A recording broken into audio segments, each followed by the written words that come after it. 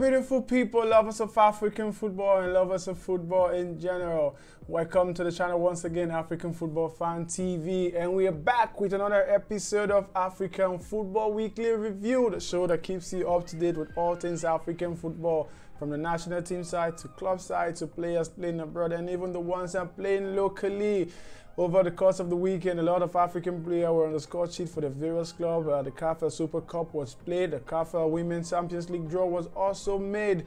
And during the course while we were away, also a lot of African players moved from various clubs to another. The likes of Pierre-Emerick Aubameyang, the Barcelona striker, who moved to Chelsea. So we're going to give you a review as it went all throughout the continent of Africa and Europe regarding the African player and African club side. So without wasting much of your time, first up we're going to take a look at the TotalEnergy CAF Women's Champions League draw that was made over the weekend, which saw 8 teams will be competing for this year's tournament to see who will be crowned this year's TotalEnergy CAF Champions League Women champion. So without wasting much of time, the group were grouped into A and B. We saw the likes of the host country AFFTV of Morocco, where we are placed alongside the Tanzania Simba Queens, the Zambia Green Buffaloes, and the Liberian Determined Girls. These are the 4 teams from Group A. AFFTV of Morocco, Tanzania Simba Queens, Zambia Buffalo Greens, and Liberia Determined Girls. In Group D and Group B, we saw defending champions Mamelodi Sundowns group alongside the Bayelsa Queens of Nigeria and the Wadi Degla of Egypt. The last place team is still yet to be confirmed, as the Central African Republic Federation has still yet to conclude the qualifying series to determine which team will qualify from the Central African Republic to complete the group. And the tournament is scheduled to commence from the 30th of October to on the 13th of November. The tournament will be played in Morocco and be hosted by AFFTV of Morocco. With that, we move on to the continental stage, where the CAF Champions League and the CAF Confederations Cup was played, and a lot of matches have been played. Now we are in the qualifying group stage. A lot of teams who you expected to win went out to win. A little not really much upset from this round of fixtures, just a little, while we saw the Central of Burundi defeating El Ittihad of Libya by 1-0. That match was really a shocking result. Nobody was expecting the Central of Burundi to defeat El Ittihad, but they went on to win that match by 1-0. Other matches from the CAF Championship saw last season CAF Confederations Cup semi-finalist Petro Atletico defeating Black Bulls away from home by 3-0. Black Bulls from Mozambique were defeated by Petro Atletico of Angola by 3-0. And the other match saw Rivers United of Nigeria trash Watanga of Liberia by 3-0 to give them a very impressive first leg win to take to the second leg, which will be played in Liberia this weekend. While from the CAF Confederations Cup, we saw the likes of Remo Stars of Nigeria holding FAR Rabat of Morocco to a 1-1 draw away from home. Remo Stars, they're doing well, getting 1 point away from home against FAR Rabat of Morocco in that match. The second leg will be played this week in Nigeria. The other match from the CAF Confederations Cup was a match between Bamtenda of Cameroon playing a 1-1 draw with El Garco Plus of Madagascar. That match ended in a 1-1 draw. We all expected Batenga to win that match, but El Garco Plus of Madagascar had other ideas as they played that match to a 1-1 draw. Air Hilal of Sudan defeated Guaita Gold of Tanzania by 1-0. The only goal of the match was scored in the 20th minute and was enough for them to take to the second leg. And the second leg of this matches from the CAF Champions League and the CAF Confederations Cup will be played this weekend. And we move on to other news, where the CAF Super Cup final was played between the champions of the CAF Champions League and the champions of the CAF Confederations Cup. We saw the likes of Arrow AS Bakini taking on Wydad Casablanca of Morocco. It was an all-Moroccan derby as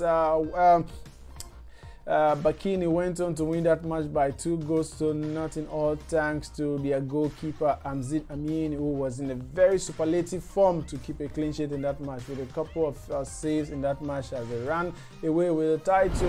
2-0 win goals were scored by Sherik El Barri and Sofani El Moudani from the penalty spot in that match to give them a very important 2-0 win as they were crowned the champions of this year's TotalEnergy CAF Super Cup for the first time in their history. We say congratulations to RS Bakini for winning this year's CAF Super Cup. In other news from Morocco, this week we saw the appointment of the new head coach of the Moroccan Atlas Lion in the person of former coach of Wydad Casablanca and former player Walid Regragui, who has been appointed as a new head coach of the Atlas Lion. With just 3 months to the commencement of the Qatar 2022 World Cup, the new head coach has been appointed and will be replacing the former coach who was sacked earlier in August, the person of Vahid Ali Azovic.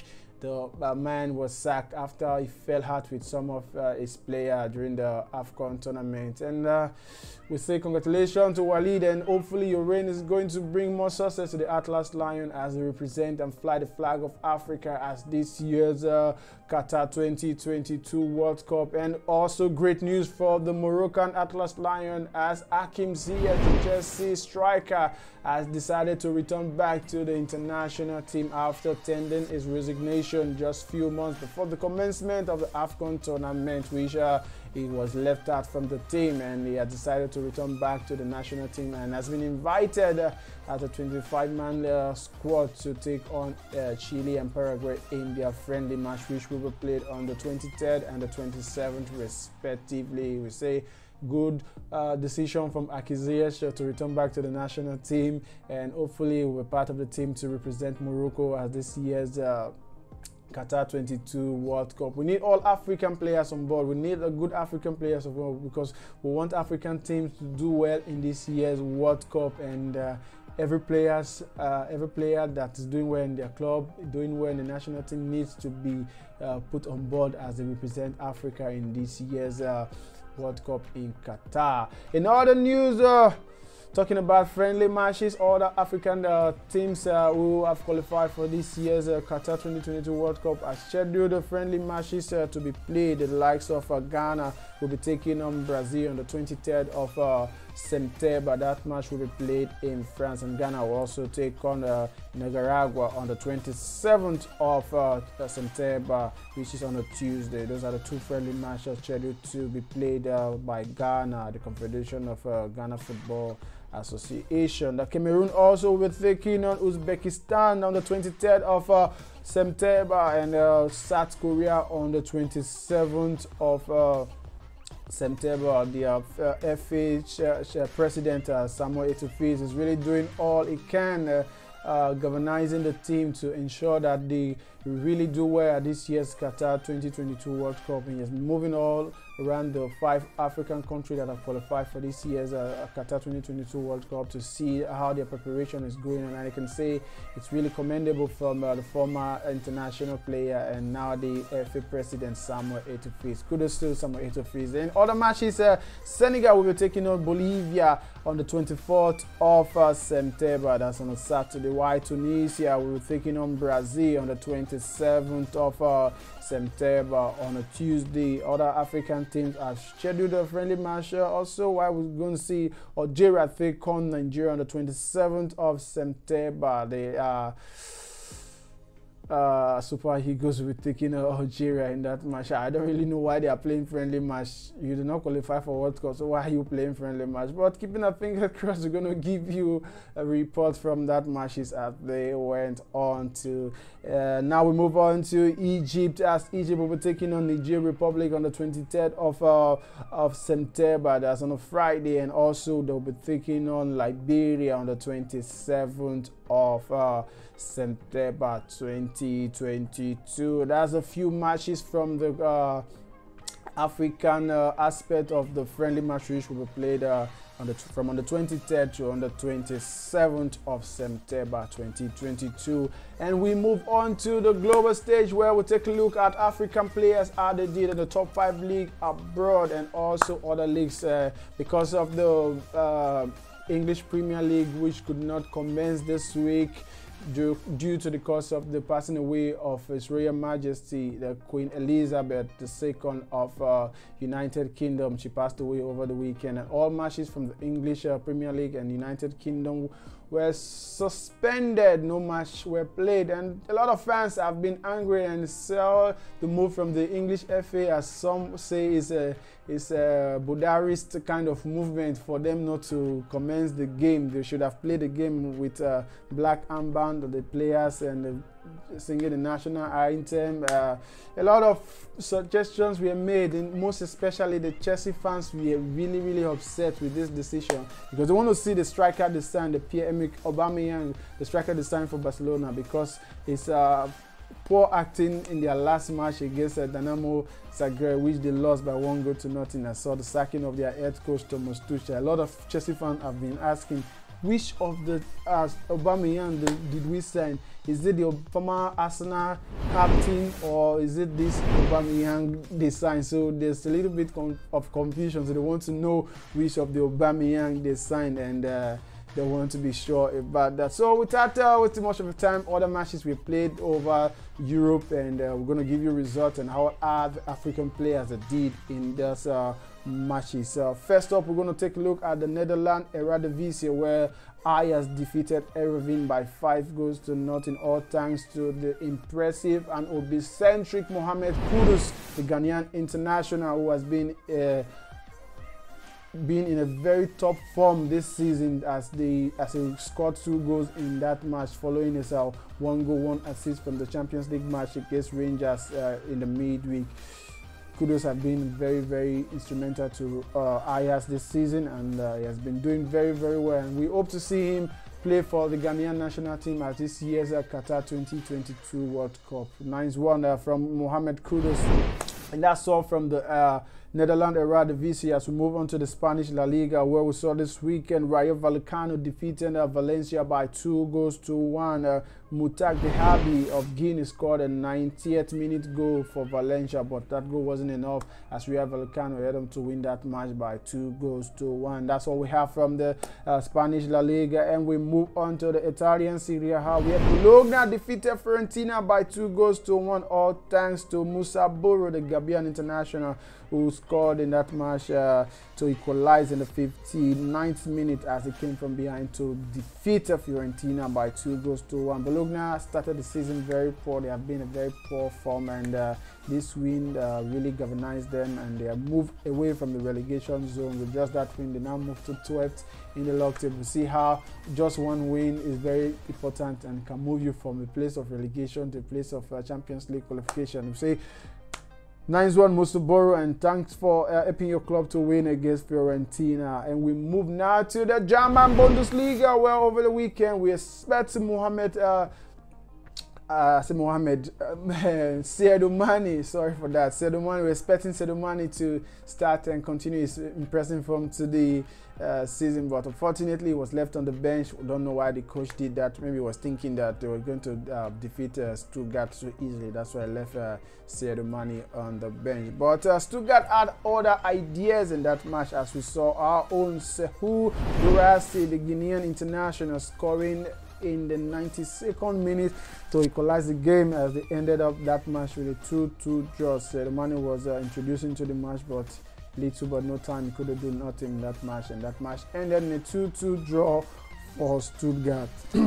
The other match from the German Bundesliga saw RB Leipzig defeating Dortmund by 3-0. Yes, you heard that correctly. Leipzig defeating Dortmund by 3-0. Amadou Adari of Mali was on the score sheet to score the 3rd goal in that match, as they defeated Dortmund by 3-0. And we move on to the French League 1. The French League 1, a lot of Africans were in great form in scoring and assisting, and also getting the first win for their club for the season. And the first match we're going to talk about is the match between AC Ajaccio versus Nice. That match ended in a 1-0 away win for Nice as they move up to 12th in the table, all thanks to Algerian international striker and Delors to continue its impressive form this season at the expense of Ajaccio to win that match by 1-0. Goal was scored in the 65th minute of play.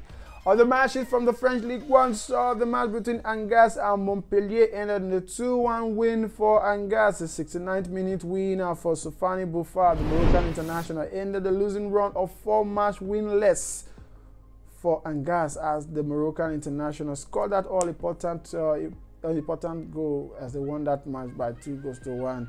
That defeat saw them galvanizing themselves and see how they can move from the relegation place. Because I can tell you, as things stand right now, it's not looking good for Angers. But with this win, I think they can move and climb up the table. The other match was between Toulouse and Reims, where the match ended in a 1-0 win. A closely fought battle between these two teams. I can tell you, these two sides, whenever they play from the last 12 matches, you can see they're always separated by just 1 goal deficit, and just by 2 matches, all their matches, 1 goal, and this match ended in the 1-0 when the goal was scored in the 31st minute by Zakari Abouklai. The Moroccan international scored that goal in the 31st minute to give them a priceless 3 points over 10-man Reims as they recorded their first win of the season. The other match from the French League 1 was the match between Rennes and Auxerre.